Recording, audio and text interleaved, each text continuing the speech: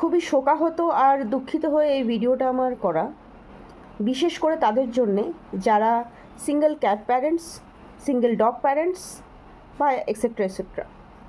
আমরা যখন একা থাকি আমাদের নিজেদের একাকিত্বটাকে মেরে ফেলার জন্যে বা অ্যাজ আ অ্যানিমাল লাভার বলো, ক্যাট লাভার বলো বা ডগ লাভার বলো, আমরা বাচ্চাদের নিয়ে আসি, অ্যাডাপ্ট করি, রেস্কিউ করি, যাই করি না কেন, আমরা ঘরে ওদেরকে রাখি খুব ভালোভাবে অ্যাজ আ হোম মেম্বার বলে। সেখানে আমি কিছুদিন যাবৎ দুটি পোস্ট দেখলাম, একটি বিরাটির নিয়ে আর একটি জায়গার নিয়ে। সেটা আমি এখনও ঠিক মতন পোস্টটা দেখিনি, তবে যেটুকু আমি বুঝলাম পোস্টটা দেখে যেটুকু বুঝলাম পুরোপুরি না হলেও, সেটি হলো যে উনিও একা থাকতেন আর ওনার ডগস আছে, ক্যাটস আছে। তো আমি এই ধরনের মানুষরা যারা রয়েছে, ইনক্লুডিং মি, আমার নিজের ক্ষেত্রেও বলছি, একটা টাইমে গিয়ে আমিও একা থাকবো বা আমার বাচ্চারাও আমার কাছে থাকবে।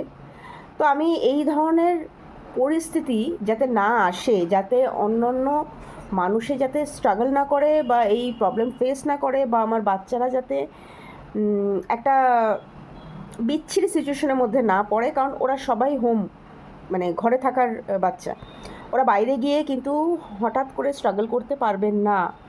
তাদের মেন্টাল স্ট্যাটাসের কথা ভেবেই আমার এই কথাটা বলার। যদি কারণ খারাপ লেগে থাকে তো আমাকে ক্ষমা করে দিও। আমার এটা মনে হলো এই ভিডিওটা করাটা উচিত।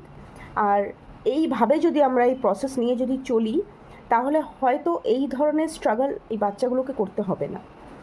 সেটা হলো, আমরা যখন বুঝবো যে আমাদের মেন্টাল কন্ডিশন ঠিক নেই, অবশ্যই বোঝা যায় যে আমি ডিস্টার্বেন্স মধ্যে দিয়ে যাচ্ছি, আমার লাইফে খুব ডিস্টার্বেন্স হচ্ছে, বা আমার শারীরিক কন্ডিশন খারাপ হচ্ছে, বা আমার মেন্টাল কন্ডিশন খারাপ হচ্ছে, যাই হোক না কেন, আপনাকে পরিস্থিতি বুঝে সেই মতে পরিকল্পনা করে হয় বাচ্চাদের অ্যাডাপ্ট করিয়ে দেবেন, না হয় বাচ্চা রেস্কিউ করে এনে সুস্থ করে তাদেরকে আবার সেই জায়গা মতন পৌঁছে দেওয়ার ব্যবস্থা করবেন।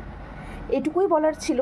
জানি না কতজন আপনারা আমার সাথে সহমত হবেন, তবে এটা বাচ্চাদের ভবিষ্যৎ বা বাচ্চাদের নিয়ে যাতে কেউ প্রবলেম না ফেস হয়, বা এই ধরনের পোস্ট যাতে আগামী দিনেও আমরা না দেখতে পাই, সমস্ত কিছু চিন্তাভাবনা করে এই ভিডিওটা করা আর এই প্রসেস বা এই আইডিয়াটা দেওয়া। এটাতে আমরা নিজেরাও ভালো থাকবো, আর সবথেকে বড় কথা, আমাদের যদি কিছু হয়ে যায় তাহলে ভুক্তভোগী এই অবলা প্রাণীগুলো হবে না।